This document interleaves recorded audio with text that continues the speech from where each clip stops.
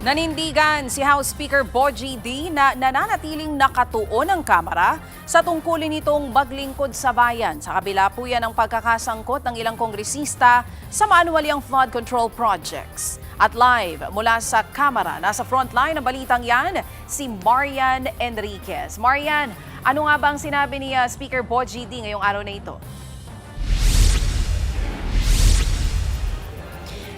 Lahat daw ng kongresista, iniimbestigahan man o hindi, ay handa raw makipagtulungan sa anumang proseso habang patuloy nilang ginagampanan ang kanilang trabaho sa Kamara. Yan mismo yung sinabi ni House Speaker Bojie Dy. Kasunod nga ng pahayag ni Ombudsman Boying Remulla na higit 10% ng miyembro ng Kamara ang maapektuhan sa kanilang investigasyon sa maanomalyang flood control projects. Ayon nga kay Speaker Dy, mula noong nagsimula siyang manungkulan bilang Speaker, binigyang diin niya na kailangan igalang ng Kamara ang mandato ng ICI at makikipagtulungan sa lahat ng investigasyon nito. Naniniwala naman sina House Assistant Majority Leader Zia Alonto at Yung at House Assistant Minority Leader Shell Jokno na hindi makaaapekto sa trabaho ng mga mambabatas ang investigasyon ng Ombudsman. Narito ang kanilang mga pahayag.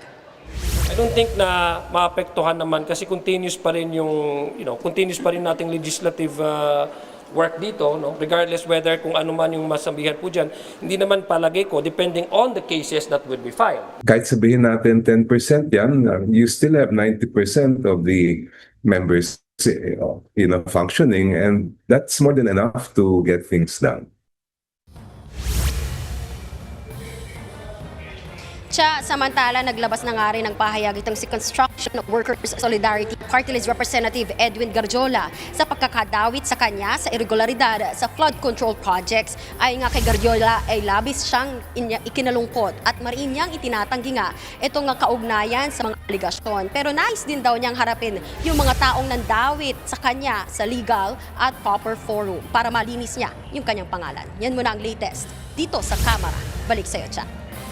Maraming salamat. Yan nga pong Express Report ni Marianne Enriquez. Mga kapatid, Ruth Cabalpo, para sa mabilis na pasada ng mga balitang dapat niyong malaman, mag-follow at mag-subscribe sa social media pages ng News 5.